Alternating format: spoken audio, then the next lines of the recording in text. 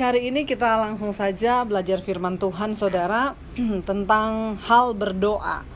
Nah, berdoa ini ada banyak orang Kristen, saya percaya, dan kita semua tentunya rindu ketika kita berdoa.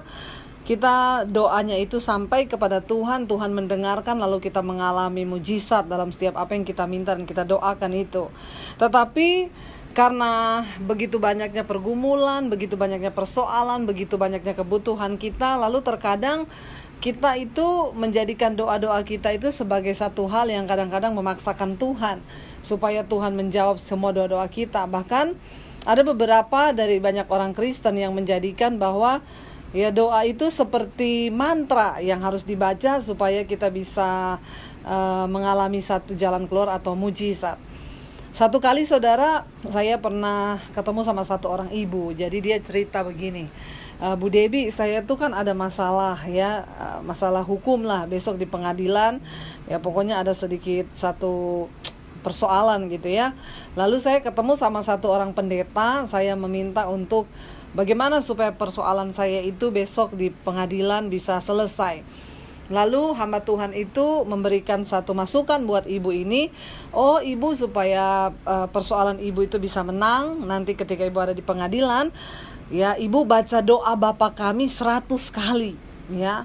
Jadi 100 kali mulai dari ibu pulang dari tempat ini sampai besok nanti ibu ada persoalan di pengadilan, ibu baca doa Bapa Kami. Jadi dia sepulang dari ketemu pendeta itu, dia doa Bapa Kami, saudara ya. Bapa Kami yang di surga, kuduskanlah namamu, datanglah kerajaanmu, jadilah kehendakmu di bumi seperti di surga. Berikanlah kami pada hari ini makanan kami yang secukupnya, dan ampuni kami akan kesalahan kami seperti kami juga mengampuni orang yang bersalah pada kami. Janganlah membawa kami dalam pencobaan, tetapi lepaskanlah kami daripada yang jahat, karena Engkau yang punya kerajaan dan kuasa dan kemuliaan sampai selama-lamanya. 1 kali. Jalan lagi, Bapa Kami yang ada di sorga, dikuduskanlah namamu, sampai 100 kali.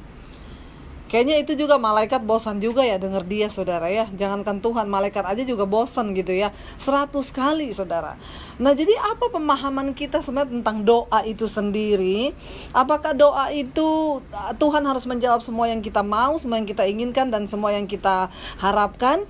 Lalu ketika itu tidak terjadi sesuai dengan yang kita minta, yang kita harapkan, lalu kita berpikir bahwa doa kita tidak dijawab, Tuhan itu tidak mendengar. Lalu kita mulai mencari-cari bagaimana doa yang mujarab, doa yang bisa dijawab, doa yang bisa memperoleh satu mujizat. Nah, hari ini saya pengen kita sama-sama belajar dari firman Tuhan, saudara ya. Saya ambil dari Matius pasal yang ke-6. Di sana judul perikopnya adalah hal berdoa. Matius pasal yang ke-6 ya. Ayat yang ke-5 mulai berkata begini, hal berdoa. Di sana dikatakan firman Tuhan berkata, dan apabila kamu berdoa, janganlah kamu berdoa seperti orang munafik ya. Mereka suka mengucapkan doanya dengan berdiri dalam rumah-rumah ibadat dan pada tikungan-tikungan jalan raya supaya mereka dilihat orang. Aku berkata kepadamu, sesungguhnya mereka sudah mendapat upahnya. Saya bahas satu ayat ini dulu, saudara. Di sana dikatakan, dan apabila kamu berdoa, janganlah berdoa seperti orang munafik. Yang pertama yang Tuhan tekankan, ini yang Yesus ucapkan loh, saudara. Jangan berdoa seperti orang munafik. Orang munafik itu apa? Ya, orang munafik itu adalah orang yang sebenarnya tahu kebenaran tapi nggak mau melakukan. Lah berarti kayak yang tadi, termasuk orang yang berdoa, mengucapkan doa Bapa Kami 100 kali, itu termasuk orang munafik nggak? Ya kalau menurut saya iya. Enak saja kamu selama ini hidup dalam dosa, kamu tidak mengikuti apa yang Tuhan mau. Mungkin kamu hidup dengan seenaknya sendiri, kamu melakukan apa yang kamu mau. Mungkin ada yang berzina, ada yang selingkuh. Lalu waktu menghadapi satu persoalan, lalu datang kepada pendeta, lalu pendeta itu bilang, Bapak harus baca doa Bapa Kami selama 100 kali. Lalu saudara pikir ketika saudara baca doa Bapa Kami 100 kali dan Tuhan jawab gitu, hello please dah, ya capcay deh. Kayaknya tidak seperti itu ya, saudara. Itu adalah salah satu bentuk kemunafikan. Apa itu orang munafik? Orang yang hidup di dalam jalannya dunia, ngikuti jalannya setan, tapi mau minta berkatnya Tuhan. Hai. Ya, kita aja manusia, mungkin kalau orangnya itu sama kita agak gimana gitu, kita nolong kayaknya agak mikir ya. Apalagi ini saudara, ingat ya, saya selalu mengatakan untuk mengalami kasih Tuhan tidak ada syaratnya. Kasih Tuhan, Anda buat dosa, Anda datang minta ampun, diampuni nggak? Diampuni sama Tuhan. Tapi untuk mengalami berkat Tuhan ada syaratnya. Alkitab berkata, jika kebenaran menjadi barisan depanmu, maka kemuliaan Tuhan akan mengikuti engkau. Amin. Dan itu yang harus kita lakukan. Kalau saya mungkin yang orang ini datang dan bertanya kepada saya, Bu, saya ada masalah di pengadilan, Bu, apa yang harus saya lakukan? Ya saya akan mungkin jawab dia, Pak, nomor 1, Bapak salah nggak? Besok Bapak menghadapi perkara di pengadilan itu kenapa? Karena kesalahan Bapak, atau Bapak ditipu, atau Bapak dipersoalkan, atau bagaimana? Kalau dia bilang, ya karena saya salah, ya Bapak bertobat. Ya Bapak salah, Bapak mau berdoa kayak apapun, Tuhan gak mungkin menjawab. Jangan jadikan doamu sebagai mantra. Nah, orang Kristen sekarang itu banyak, saudara, udah kayak ikut dukun aja ke gereja, jadi orang Kristen. Enak aja punya masalah, terus hafal doa Bapa Kami 100 kali, terus selesai dan menerima jawaban gitu. Aduh saudara, ya please, mari kita mulai mengenal Tuhan dengan benar, punya prinsip iman yang benar, ya, supaya kita ini tidak menjadi Kristen-Kristen agamawi. Yesus sangat membenci dosa kemunafikan. Makanya yang pertama Yesus katakan di situ, jika engkau berdoa, janganlah berdoa seperti orang munafik. Apa itu orang munafik? Orang yang tahu kebenaran tapi nggak melakukan, tapi pura-pura benar. Itu doanya nggak dijawab. Pertama, denger. Apa itu orang munafik? Orang yang tahu kebenaran tapi tidak mau melakukannya, tetapi berpura-pura melakukan supaya dia kelihatan benar. Ini adalah satu dosa yang Tuhan gak suka, saudara. Dan saya berdoa supaya saudara tidak masuk dalam salah satu, kita semua tidak masuk sebagai orang yang munafik di hadapan Tuhan. Kenapa? Karena Tuhan gak senang dengan semua itu. Lalu Yesus berkata, kenapa? Orang munafik itu apa? Mereka mengucapkan doanya dengan berdiri dalam rumah-rumah ibadat, pada tikungan-tikungan jalan raya, supaya mereka dilihat orang, atau berkata, aku berkata kepadamu, sesungguhnya mereka sudah mendapat upahnya. Jangan membangun sesuatu yang rohani itu di atas dasar pujian orang, saudara. Kalau kita mencari pujian orang, maka sesungguhnya engkau sudah tidak ada upahnya lagi. Nah, Yesus berkata di sini apa? Kalau engkau berdoa, ya jangan supaya didengar orang di tikungan-tikungan jalan. Ada saudara orang yang berdoa, ya doa makan saja. Haleluya. Bapa pencipta halik langit dan bumi, yang menciptakan cakrawala, bulan, bintang, dan segala penjuru bumi ini, dari planet Mars, Jupiter, Saturnus, dan Uranus.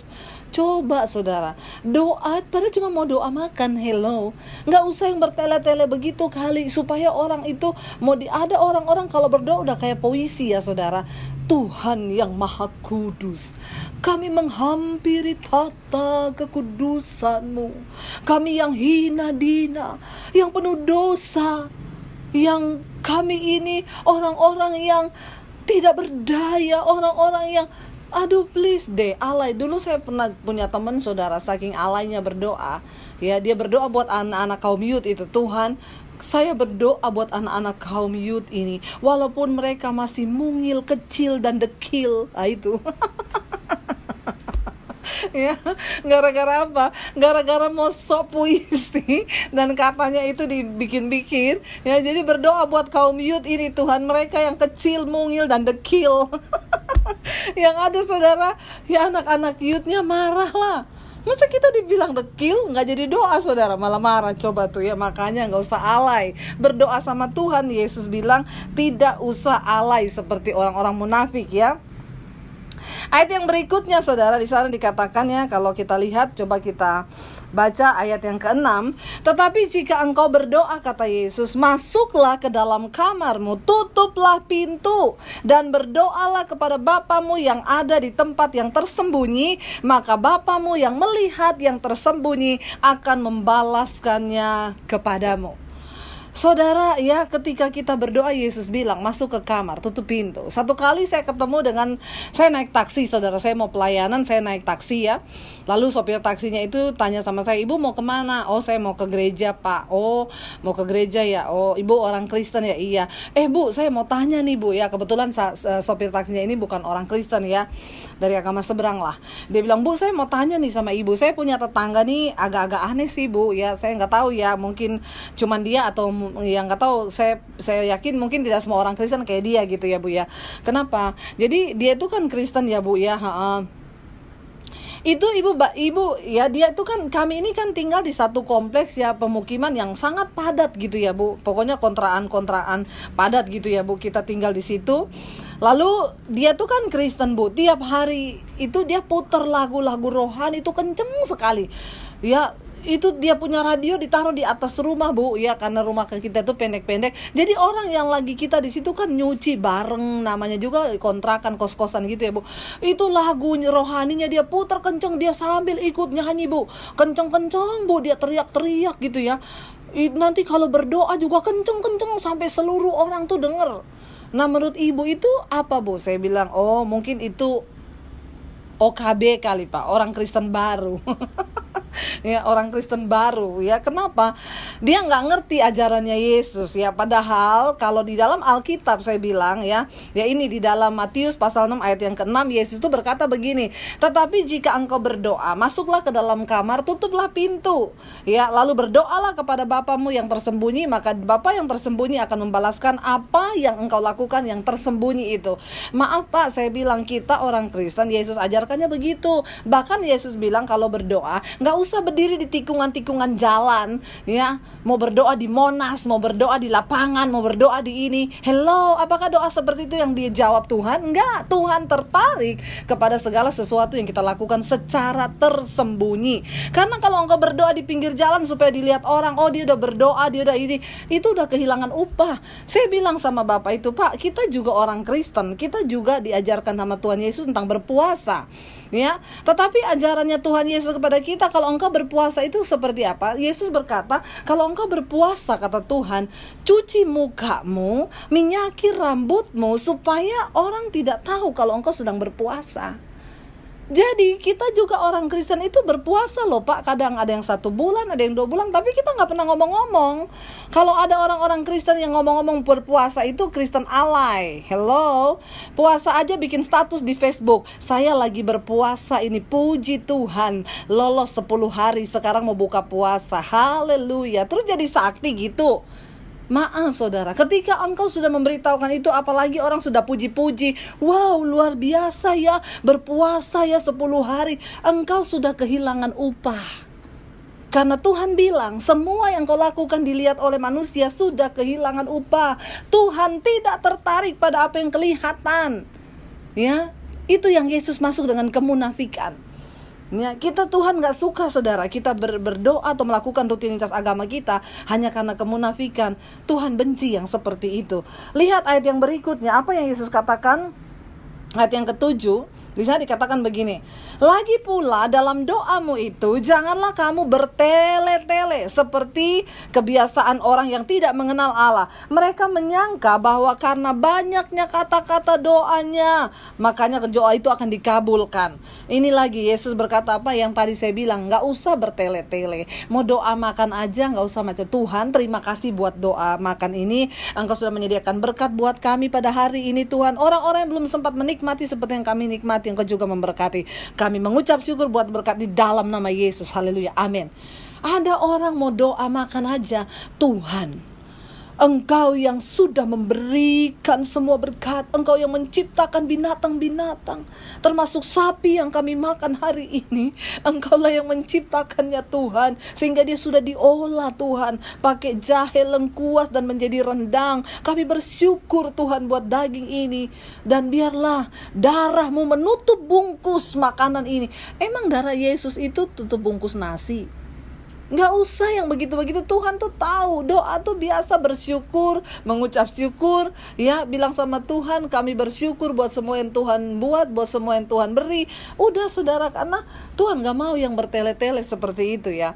Lalu dikatakan begini di sana ya, karena ada banyak orang berkata dengan banyaknya kata-kata mereka akan dikabulkan ya. Jika doanya tuh bertele-tele, Tuhan kabulkan. Makin lama doanya makin Tuhan dengar. Enggak, capcay deh ya.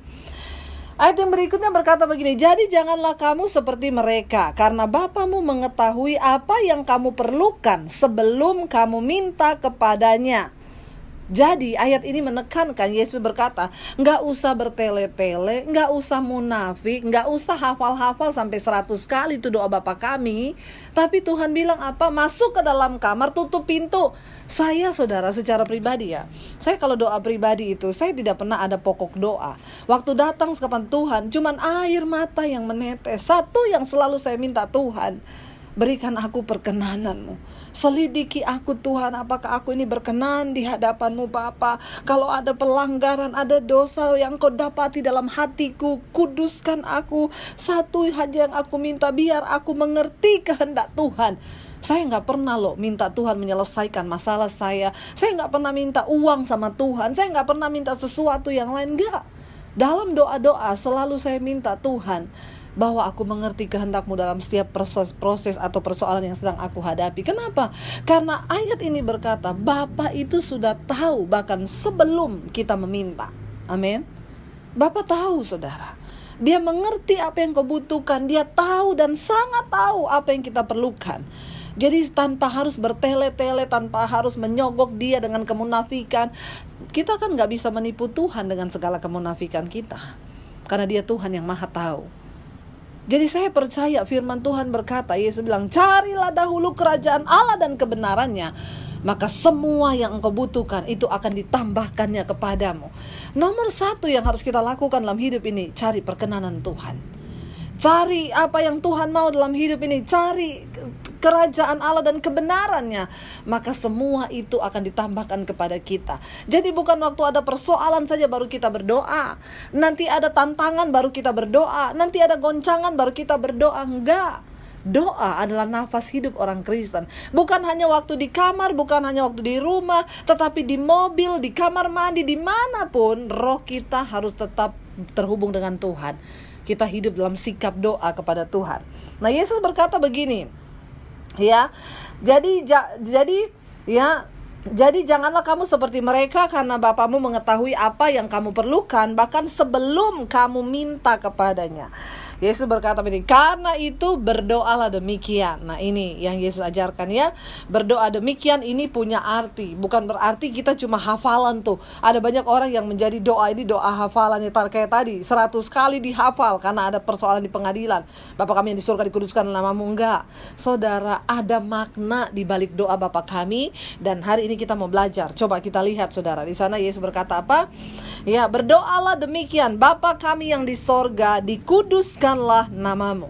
Ketika engkau datang dalam doamu, pertama kali, sembahlah Tuhan.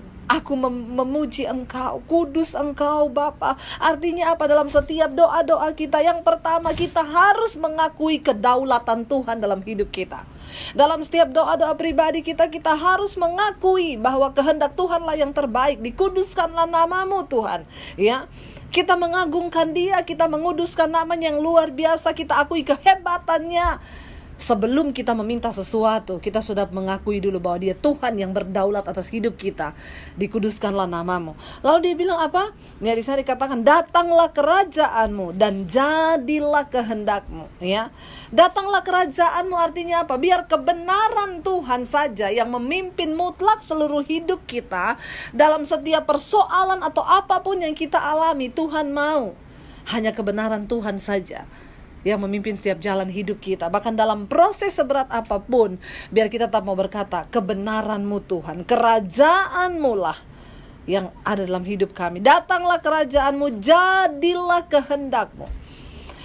Yesus mengajarkan kita untuk berdoa, jadilah kehendak-Mu Tuhan. Kenapa? Karena Tuhan tahu kita ini hidup sebagai manusia, ada banyak kehendak-kehendak dan kepentingan kita pribadi yang seringkali kita pikir itu lebih baik daripada kehendak Tuhan. Saudara, saya selalu ingat ya, kita bedanya sama Tuhan tuh beda tipis loh. Tuhan maha tahu, kita sok tahu. Jadi hati-hati, karena sesuatu yang kita anggap baik belum tentu itu baik di mata Tuhan. Tapi segala sesuatu yang sering kali kita anggap tidak baik, tapi kalau itu kehendak Tuhan, maka itu pasti mendatangkan kebaikan dalam hidup kita. Percayalah saudara, ya, Tuhan tidak hanya tertarik mengubah keadaanmu hari ini, tetapi Dia lebih tertarik mengubah sikap hati dan cara pandangmu terhadap kehendaknya. Satu kerinduan Tuhan di balik setiap persoalan yang kita hadapi, Tuhan mau supaya engkau dapat kehendak Tuhan yang sempurna. Satu kali saya ketemu dengan seorang ibu yang datang kepada saya, Bu Debbie, saya minta ibu doakan saya. Kenapa? Anak saya di penjara, Bu, karena kasus narkoba. Jadi kita mau doa apa, Bu? Ya saya berdoa, Bu, biar Tuhan itu lepaskan dia dari penjara, Bu. Hati saya sedih, saya gak bisa tidur. Bu, biarin aja. Setiap kesalahan itu pasti ada resikonya, Bu. Biar anak ibu membayar apa yang sudah dia lakukan. Siapa tahu di penjara dia bisa belajar banyak hal, lalu dia bisa bertobat di sana. Kenapa? Karena setiap proses itu pasti mendatangkan nilai pembelajaran dalam hidup kita. Ingat, hidup ini adalah proses pembelajaran. Jadi biarkan saja anak ibu untuk sementara menjalani proses itu. Nggak mau, Bu, saya tuh sedih, saya mau dia dibebaskan. Ya udah, terus ibu mau bagaimana? Ya kita berdoa supaya ada jalan. Saya berdoa bukan supaya anak ibu dibebaskan, tapi saya akan berdoa supaya di dalam penjara dia boleh menerima hikmat dan nilai supaya itu membuat langkahnya semakin bijaksana. Ingat, setiap keputusan yang engkau ambil ada konsekuensinya, ya, ada sebab akibatnya. Lalu saya berdoa buat dia, bla bla bla bla bla, ya. Akhirnya berapa hari kemudian dia WA saya, Bu, puji Tuhan sekarang anak saya udah keluar. Oh, cepat sekali keluarnya, Bu. Enggak, jadi ya saya kasih uang jaminan sih. Saya cariin uang, saya kasih jaminan, jadi dia bisa keluar. Oh, jadi sekarang dia keluar. Iya, oh berarti ibu sudah bahagia ya. Iya ya, puji Tuhan, terima kasih. Berapa minggu kemudian dia telepon saya lagi, Bu, kenapa? Saya tuh sedih, Bu, hati saya susah sekarang. Kenapa? Anak saya sejak keluar minta uang, terus mintanya tuh gak tanggung-tanggung, juta-juta, Bu. Bahkan ini dia udah mulai jual-jual apa-apa. Bahkan sekarang dia udah tinggal satu rumah tuh sama dulu mantan pacarnya. Saya nih stres, Bu. Terus saya minta tolong ibu doakan supaya biar dia ketangkap polisi, masuk penjara lagi. Lah, saudara, saya kan bingung ya. Tuhan aja mungkin bingung, apalagi saya, saudara ya. Kadang-kadang inilah manusia ya, kita ini terlalu banyak maunya. Kenapa? Ya itu tadi, karena sok tahu. Ya, saya tadi kan udah bilang, ibu biarin aja dia di penjara, jangan cariin uang jaminan, biar dia bayar semua upahnya, dia terima, dia akan keluar dengan nilai pembelajaran. Tapi kalau ibu bebaskan dia belum waktunya, ya begitu jadinya. Nah sekarang berdoa lagi biar masuk penjara lagi, gimana caranya? Saudara, jangan coba tolong Tuhan. Tapi hari ini ketika engkau menghadapi persoalan dalam hidupmu, dalam rumah tanggamu, dalam pekerjaanmu, berdoa, Tuhan, berikan kami hati yang mengerti kehendak-Mu di balik semua persoalan ini. Karena goal dari hidup kita ketika kita mengerti kehendak Tuhan. Amin, saudara. Ketika engkau mengerti kehendak Tuhan, itulah goal dari apa yang Tuhan mau dalam hidup kita. Bagi Tuhan menyelesaikan semua masalah kita, mengubah keadaan kita hari ini hanya dengan semudah Dia berfirman. Tapi untuk mengubah sikap hati kita, itu yang sulit bagi Tuhan. Kenapa? Karena kita punya kehendak bebas. Dan Dia tidak bisa bekerja kalau Dia tidak melihat hati yang terbuka untuk kehendaknya. Makanya jika engkau berdoa, kata Yesus berkata, datanglah kerajaan-Mu, jadilah kehendak-Mu. Ini membuat kita tidak meminta sembarangan kepada Tuhan, tidak memaksa apa yang kita mau, tapi kita berdoa biar Tuhan kehendak-Mu yang jadi. Saudara ingat ketika Yesus disalib, apa yang Dia doakan? Bisa gak Dia lari dari penyaliban itu? Secara daging Dia tahu Dia datang ke dalam dunia itu adalah sebuah harga yang harus Dia bayar dengan mahal. Tapi Yesus dikatakan, Alkitab berkata, Dia berdoa sampai keringatnya bercampur dengan tetesan darah. Dia berjuang antara keinginan daging manusianya dengan kehendak Bapa yang sempurna, karena Dia harus menjatuhkan hukuman maut di dalam dagingnya. Dan persoalannya ketika di Taman Getsemani, Dia berdoa antara mengalahkan keinginan daging dengan kehendak Allah. Lalu pada akhirnya Dia bilang, dari awal Dia berdoa, Bapa, kalau bisa cawan ini lalu daripadaku. Karena Dia tahu daging harus menanggung penderitaan yang begitu berat. Dia akan disiksa, dicambuk, bahkan dibunuh. Tetapi Dia bilang, tapi jangan kehendakku, biar kehendak-Mu lah yang jadi. Dan ketika Yesus berkata biar kehendak-Mu lah yang jadi, itu yang berat. Tetapi saudara tahu, itulah yang mengalahkan tipuan setan. Ketika engkau mau berkata, Tuhan, aku mau kehendak-Mu lah yang jadi, setan kelepek-kelepek. Dan dia gak bisa bikin apa-apa. Kenapa? Karena pada akhirnya Tuhan dapati kita adalah orang-orang yang berserah pada kehendak-Nya, total, sempurna kepada kehendak Tuhan. Dan itulah yang sangat setan takutin. Setan gak takut ketika orang mengalami mujizat, karena ada banyak mujizat palsu hari-hari ini. Ya kayak itu tadi, ibu itu bisa bersaksi, wah puji Tuhan anak saya keluar dari penjara. Kenapa keluarnya? Dibayar. Ya itu bukan mujizat, itu kepalsuan. Amin. Coba kalau dia biarkan, Tuhan kehendak-Mu apa di balik semua ini? Karena Alkitab juga berkata tidak ada anak yang tidak dididik oleh orang tuanya. Kalau anak itu tidak mendapat ganjaran dari orang tuanya, maka anak-anak itu adalah anak-anak gampang. Tuhan lebih tertarik membentuk sikap hati dan karakter kita ketimbang menjawab semua persoalan dan mengubah keadaan kita, saudara. Lalu setelah itu dia bilang apa? Jadilah kehendak-Mu di bumi seperti di sorga, dalam hidup kami seperti di sorga. Itu yang Tuhan mau. Jadilah kehendak Bapa di dalam hidup kami seperti di sorga. Lalu dia bilang apa di sana? Berikanlah kami pada hari ini makanan kami yang secukupnya. Ini mengajarkan kepada kita, saudara, bahwa doa itu bukanlah doa egois, ya. Kita meminta berkat Tuhan yang bertumpuk-tumpuk, enggak. Tuhan bilang, berikan kami pada hari ini makanan kami yang secukupnya. Kenapa, saudara? Karena kesusahan sehari cukup untuk sehari. Jangan tambahin beban hidupmu dengan hal-hal yang sebenarnya tidak harus engkau pikul. Lalu bisa dikatakan, dan ampunilah kesalahan kami, ya, seperti kami juga mengampuni orang yang bersalah pada kami. Doa adalah mengubah sikap hati kita. Kita dulu yang nurut pada kehendak Tuhan. Kita mengampuni orang lain dulu, baru Allah bisa mengampuni dosa kita. Ya, dan janganlah membawa kami dalam pencobaan, tetapi lepaskanlah kami daripada yang jahat. Karena Engkau yang punya kerajaan dan kuasa dan kemuliaan sampai selama-lamanya. Artinya apa? Mutlak kita percaya bahwa kehendak Tuhan itulah yang terbaik buat hidup kita.